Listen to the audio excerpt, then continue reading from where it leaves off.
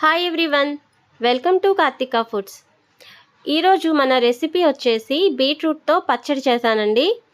Beetroot అంటే ఇష్టపడని వాళ్ళు, కూరలాగా తినడానికి ఇష్టపడని వాళ్ళు ఉంటారు కదా, వాళ్ళకి చట్నీ చాలా బాగా నచ్చుతుంది. కంపల్సరీ చేయండి.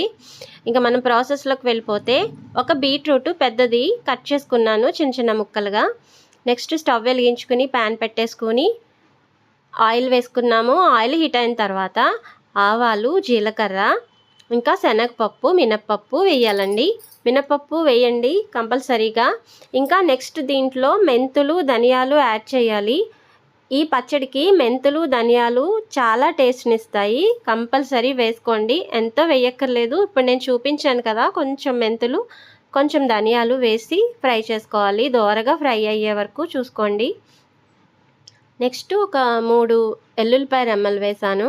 నెక్స్ట్ కరివేపాకు, ఇవన్నీ వేసుకొని పప్పులు దోరగా వేగేలాగా ఫ్రై చేసుకోండి. ఫ్రై చేసిన తర్వాత దీంట్లో కొంచెం పచ్చిమిరపకాయలు యాడ్ చేద్దాము. 6 పచ్చిమిరపకాయల దాకా తీసుకున్నానండి, ఒక 6-7. దీంట్లోకి ఈ చట్నీలోకి పచ్చిమిరపకాయలు కొంచెం ఎక్కువ వేసుకుంటే బాగుంటుంది. ఒక్క బీట్రూట్కి నేను 6 వేసాను, సరిపోతుంది. నెక్స్ట్ కొంచెం కొత్తిమీర ఇప్పుడే వేసేసుకోవాలి, ఎందుకంటే దీనికి కొంచెం పచ్చివాసన పోతుంది. కొత్తిమీర ఎక్కువ యాడ్ చేయొద్దండి, మళ్ళీ టేస్ట్ బాగుండదు అంతగా. కొంచెం వేసుకుంటే సరిపోతుందన్నమాట. ఇవన్నీ ఫ్రై అయిపోయిన తర్వాత మన మెయిన్ ఇంగ్రీడియంట్ బీట్రూట్ ముక్కలు వేసేసుకోవాలి.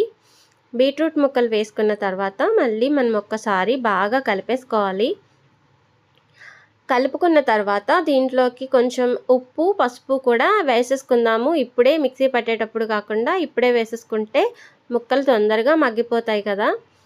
సో ఉప్పు సరిపడినంతగా వేసుకోండి మీకు. నెక్స్ట్ పసుపు వేసి బాగా కలిపేసుకుని ఒక 8 మినిట్స్ దాకా మూత పెట్టేసుకోండి.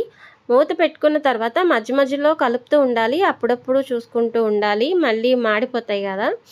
సో ఈ బీట్రూట్ ముక్కలు బాగా మెత్తగా అయిపోయేలాగా ఉండొద్దండి, కొంచెం మెత్తగా అయితే సరిపోతుంది. ఈ విధంగా అయిపోతే సరిపోతుందండి. ఇంకా మనం కట్టేసుకోవచ్చు. స్టవ్ ఆఫ్ చేసేసుకుందాం. ఇంకా స్టవ్ ఆఫ్ చేసుకొని చల్లారిన తర్వాత మనం మిక్సీ పట్టేసుకోవడమే. చింతపండు దీంట్లో కొంచెం ఎక్కువ వేసుకోండి, ఎందుకంటే ఇది కొంచెం స్వీట్నెస్ వస్తుంది కదా పచ్చడికి, అందుకే కొంచెం చింతపండు, కొంచెం పచ్చిమిరపకాయలు కొంచెం ఎక్కువ పడతాయి అన్నమాట. అలా వేసుకుంటేనే చాలా టేస్టీగా ఉంటుంది. ఇక మన రెసిపీ అయిపోయినట్టేనండి. అసలు చూడడానికి కూడా చాలా బాగుంది, రెడ్గా. అసలు ఈ కెమెరాలో మరి ఇప్పుడు ఎలా పడిందో కానీ చూడడానికి మాత్రం అదిరిపోయిందండి. తింటే కూడా చాలా బాగుంది. నేను తినేసిన తర్వాత మీకు ఎడిటింగ్ చేసి పెట్టానన్నమాట. చాలా బాగుంది. అందరూ కంపల్సరీ చేసుకొని తిని ఎంజాయ్ చేయండి. ఇక మీకు ఈ రెసిపీ కనుక నచ్చినట్లయితే కంపల్సరీ మన ఛానల్ని సబ్స్క్రైబ్ చేసుకోండి, అలాగే ఒక లైక్ చేసేయండి. Thank you for watching.